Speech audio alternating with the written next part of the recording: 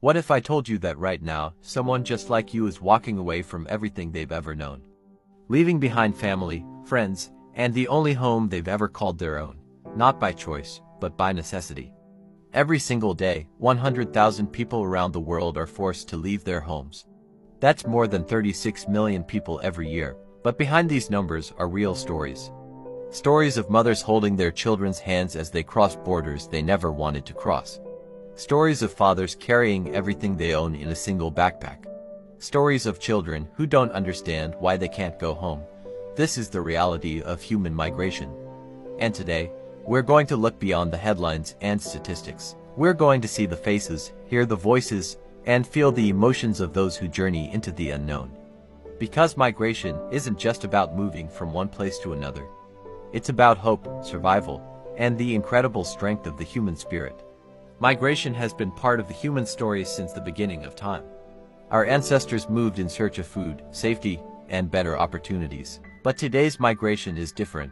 It's often driven by forces beyond anyone's control. Climate change is destroying farmlands that families have worked for generations. Wars are tearing apart communities that have lived in peace for decades. Economic collapse is making it impossible for people to feed their children. And so they walk. They walk across deserts where the sun burns during the day and the cold bites at night. They cross rivers that have claimed lives.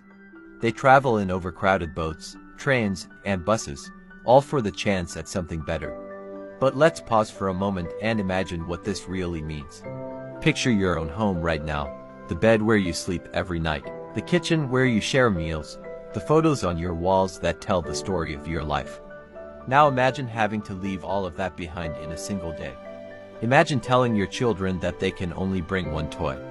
Imagine not knowing if you'll ever see your childhood friends again. This is the reality for millions of people every single year. Take Maria, a mother from Central America. She worked 2 jobs after her husband was killed. But when threats came, she knew she had no choice. She packed clothes, medicine, and stuffed animals. They walked for weeks, sleeping under bridges and in shelters. Her youngest daughter would ask if they were going home. Maria didn't have the heart to tell her that home no longer existed for them. Or consider Ahmed, a farmer from Syria.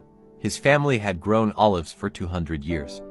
But when bombs fell, the olive trees became memories. He carried his elderly father on his back for miles. His wife held their newborn baby close to her chest. They had heard of a place called Europe where children could go to school without fear. That hope kept them moving forward. These aren't isolated stories. In Africa, families leave because of droughts. In Asia, natural disasters